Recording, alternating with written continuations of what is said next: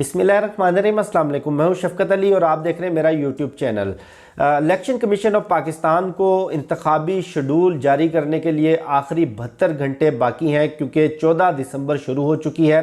Election act के मुताबिक, आइन के मुताबिक 54 दिन का इलेक्शन शेड्यूल जारी करना होता है और ये 54 दिन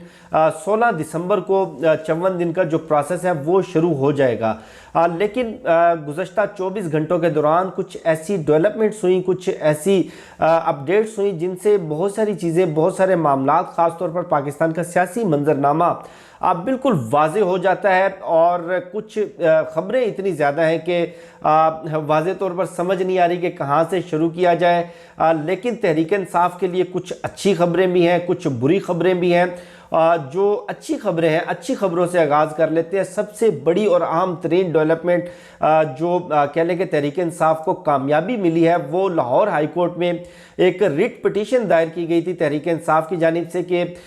जो इंतखाबात के लिए आरोज़ जो लेने थे वो इलेक्शन कमीशन ऑफ पाकिस्तान ने फैसला किया था कि आरोज़ ब्यूरोक्रेसी से लिए जाएंगे, अदलिया से नहीं लिए जाएंगे। अब ये 1984 के इंतखाबात के बाद पहला मौका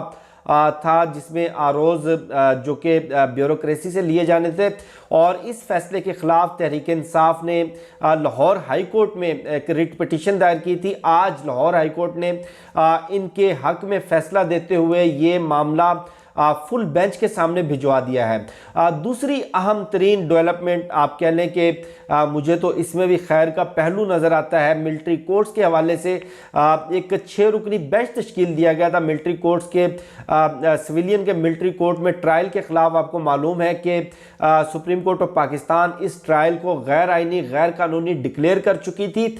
लेकिन उसके ख़िलाफ़ इंट्रा कोर्ट अपील गई और उस इंट्रा कोर्ट अपील के लगने से पहले ही सुप्रीम कोर्ट के जजेस के अंदर एक ऐसी तकसीम, एक ऐसी फूट नज़र आई जिसने सुप्रीम कोर्ट के जो एक तकसीम का, या कह लें कि इख्तलाफात की जो ख़बरें थी उनको वाज़े कर दिया। आज यानी कि गुजरे हुए कल सुप्रीम कोर्ट के एक 6 रुकनी बेंच तश्कील दिया गया था। उस 6 रुकनी बेंच जिसकी सरबराही सरदार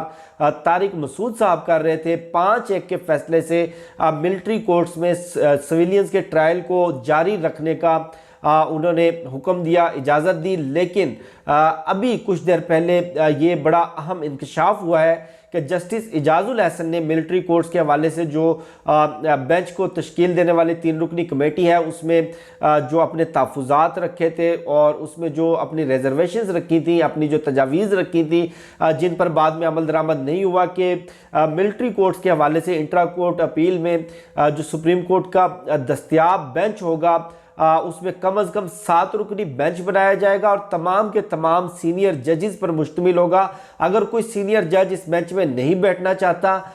या वो अवेलेबल नहीं है तो उसकी सीनियरिटी के लिहाज से उसके बाद आने वाला जो मोस्ट सीनियर जज होगा उस पर मुश्तमिल 7 रुकनी बेंच तश्कील दिया जाएगा। अब हैरान कुन तौर पर 5 जो जजेस सरदार तारिक मसूद के अलावा जो इस बेंच में मौजूद थे, 5 के 5 जजेस मोस्ट जूनियर थे। अब जो मिलिट्री कोर्ट्स के खिलाफ जो फैसला आया था वो भी 5 जजेस का था, और जो मिलिट्री कोर्ट के हक में वो 6 जजेस का फैसला था, और मिलिट्री कोर्ट के हक में जो फैसला आया वो 5 जजेस का है। तो इस पर एक बड़ा एक आईनी सवाल खड़ा हो गया कि ऐसा कैसे मुमकिन है कि अक्सरियत के फैसले को अकलियत तब्दील कर दे, और अक्सरियत भी वो जो मोस्ट सीनियर जजेस पर मुश्तमिल हो और अकलियत भी वो जो मोस्ट जूनियर जजेस पर मुश्तमिल हो। लेकिन अब से कुछ देर पहले ये बड़ा अहम इंकशाफ सामने आया कि जमाल बंदोखेल साहब जो कि वो भी सीनियर जज हैं, उनको भी इस मिलिट्री कोर्ट की इंट्रा कोर्ट अपील में इस बेंच में मौजूद होना था। उनसे कोई राब्ता ही नहीं किया गया, उनसे उनकी कंसल्टेशन ही नहीं पूछी गई और उनको इस बेंच में शामिल भी नहीं किया गया, और बताया यह गया कि जमाल बंदोखेल साहब ने इस बेंच में बैठने से माजरत कर ली थी। उसके अलावा जो तीसरी अहम तरीन डेवलपमेंट है वो इलेक्शन कमीशन ऑफ पाकिस्तान के हवाले से। इलेक्शन कमीशन ऑफ पाकिस्तान में जो इंट्रा पार्टी इंतखाबात का मामला था, इंट्रा पार्टी इंतखाबात की एक रिपोर्ट जमा करवाई गई थी। उस रिपोर्ट को और इस इंट्रा पार्टी इलेक्शन को इलेक्शन कमीशन ऑफ पाकिस्तान ने इत्तलात के मुताबिक गैर आइनी गैर कानूनी करार दिया है और तहरीक इंसाफ से ये मुतालबा किया गया है कि आपको एक मौका और दिया जाता है। आपने जो 8 दिसंबर को इंट्रा पार्टी इलेक्शन के हवाले से जो रिपोर्ट सबमिट करवाई थी वो रिपोर्ट आप वापस लें, उसकी जगह एक नई रिपोर्ट सबमिट करवाएं। बज़ाहिर जो नज़र आ रहा है जैसे कि मैं अपने वीडियो के इब्तदाइये में बता चुका हूं कि 72 घंटे से कम का वक्त बाकी है और ये पाकिस्तान की तारीख का सबसे हिसास तरीन इलेक्शन होगा। ये एक ऐसा इलेक्शन है जिसके इनकाद से पहले ही बहुत सारे सवालात उठ खड़े हुए हैं, बहुत सारे एतराज़ात सामने आ गए हैं और कुछ जमातों के ख़ास तौर पर मौलाना फजलुर रहमान और आसिफ अली जरदारी की जानिब से तो ये मुतालबा भी सामने आ गया कि इन इंतखाबात को पोस्टपोन किया जाए, इनकी जो तारीख है वो आगे बढ़ाई जाए, बजाय इलेक्शन कमीशन ऑफ पाकिस्तान इस पाकिस्तान की तारीख के मोस्ट सेंसिटिव इलेक्शन पर फोकस करने के उनकी तवज्जो इमरान खान के खिलाफ जो तौहीन इलेक्शन कमीशन का केस है उसमें फ़र्द जुर्म आयद करने पर लगी हुई है। अब ये भी बड़ी एक अल्लाह की शान है, ये भी पाकिस्तान के अंदर लाकानूनियत की गैर आइनी इक़दामात की एक बड़ी मिसाल है कि जब इमरान खान की ज़िंदगी को थ्रेट्स थे, जब उनको उनकी जान को ख़तरात लाक थे, तब उनको ये कहा जाता था कि नहीं आप हर हाल में अदालत में पेश हों और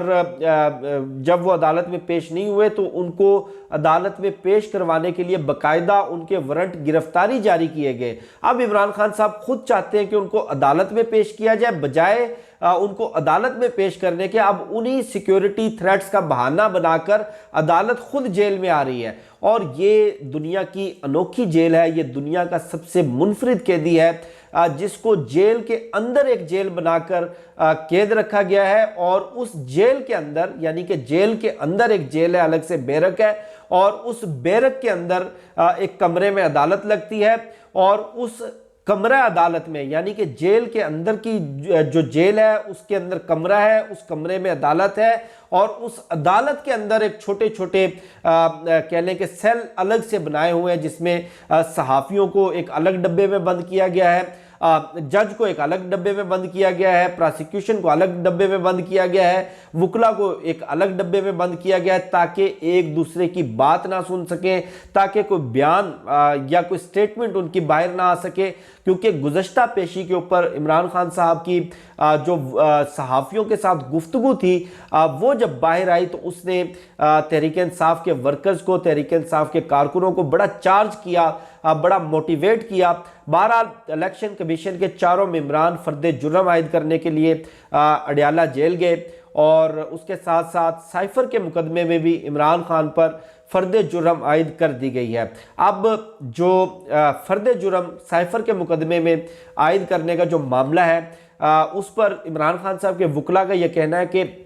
ना तो उस फ़र्द जुर्म के ऊपर इमरान खान के कोई दस्तखत है, ना उनका अंगूठा लगा हुआ है, इस तरह फ़र्द जुर्म आयद नहीं होती, हम ऐसी किसी भी कार्रवाई को नहीं मानते। बहरहाल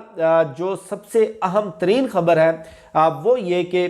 इन तमाम डेवलपमेंट्स के बीच में इमरान खान साहब को पैगाम ये भेजा गया है कि या तो आप सज़ाए मौत के लिए तैयार हो जाएं या फिर आप सरेंडर कर दें। सरेंडर क्या है? सरेंडर आप लोगों को भी मालूम है कि वो अपनी पार्टी किसी और की सरबराही में देकर खुद वो जिला वतनी इख्तियार कर लें, 2-4 साल के लिए पाकिस्तान से बाहर चले जाएं। लेकिन खान साहब ने वाज़े और दो टोक अंदाज में कहा है कि मैं फांसी लगने के लिए तैयार हूँ, मैं सजाए मौत के लिए तैयार हूँ, लेकिन किसी सूरत सरेंडर नहीं करूँगा। अब एक तरफ ये सारा माहौल, दूसरी तरफ पार्टी को जिस तरह से रियासती ताकत के ज़रिए, जबर के ज़रिए तोड़ा गया, जिस तरह ताकत का बेईमाना इस्तेमाल किया गया, जिस तरह की लाकानूनियत इख्तियार की गई, उस सब के बावजूद बड़े बड़े नाम तहरीक इंसाफ में शामिल होने जा रहे हैं। और खैबर पख्तूनख्वा मैं ये समझता हूँ कि जो अवामी रद्द-ए-अमल KPK से आया, जिस तरह लोगों ने खौफ के बुत तोड़े, उसके बाद पंजाब के अंदर लोगों को ये हौसला हुआ कि जो तहरीक इंसाफ को छोड़ने का सिलसिला था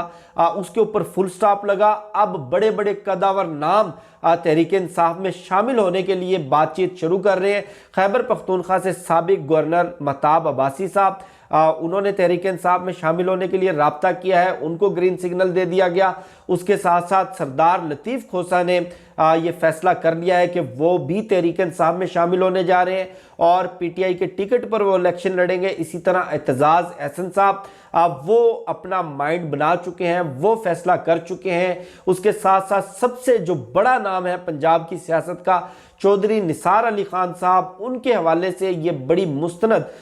मैं खबर आपके साथ शेयर कर रहा हूँ कि तहरीक इंसाफ में शामिल होने के लिए उन्होंने ना सिर्फ अपना माइंड बना लिया है, फैसला कर लिया है, बल्कि इस फैसले के हवाले से खान साहब तक जेल में पैगाम भी पहुंचा दिया गया है। और जो चौधरी निसार अली खान साहब है वो पंजाब के अंदर तहरीक इंसाफ को लीड करेंगे। उसके अलावा कुछ और भी बड़े नाम हैं, जैसे कि इब्राहिम खान साहब जो साबिक एमएनए थे मुल्तान से, और उन्होंने यूसुफ रज़ा गिलानी को 2018 के इंतखाबात में शिकस्त दी थी, लेकिन बाद में 9 मई के बाद प्रेस कॉन्फ्रेंस की। प्रेस कॉन्फ्रेंस करने के बाद वो पार्टी से अलग हो गए। अब उन्होंने भी पार्टी में वापसी के लिए राब्ते शुरू कर दिए हैं। और फवाद चौधरी साहब के हवाले से मैं आपको बता ही चुका था, और उनकी अहलिया ने भी अब तस्दीक कर दी है। ये आप कह लें कि ठंडी हवा का झोंका है, ये उम्मीद की एक नई किरण है तहरीक इंसाफ के लिए। लेकिन बहरहाल चीज़ें जो हैं वो बड़ी कॉम्प्लिकेटेड होती जा रही हैं। आला अदलिया के अंदर सुप्रीम कोर्ट ऑफ पाकिस्तान में दराड़ और तकसीम वाज़े हो चुकी है, और ये दराड़ और तकसीम ना सिर्फ ये कि सोसाइटी को, पाकिस्तान की सियासत को पोलराइज करेगी, बल्कि ये चीफ जस्टिस काजी फाइज ईसा के लिए भी ये बड़ी आप कह लें कि उनके लिए भी बड़ी ख़तरनाक है, क्योंकि अल्टीमेटली अदलिया के, आला अदलिया के सरबरा जस्टिस काजी फाइज ईसा है। तकसीम पैदा होगी, इख्तलाफात होंगे, इख्तलाफात मंजर आम पर आएंगे, तो लाजमी बात है कि काजी फाइज ईसा की अपनी कुर्सी, उनका जो अपना इक़्तिदार है आला अदलिया में, वो भी कमज़ोर होगा। मुझे शफ़क़त अली को दीजिए इजाज़त, इंशाल्लाह आपसे फिर नेक्स्ट वीडियो में मुलाकात होगी। पाकिस्तान जिंदाबाद।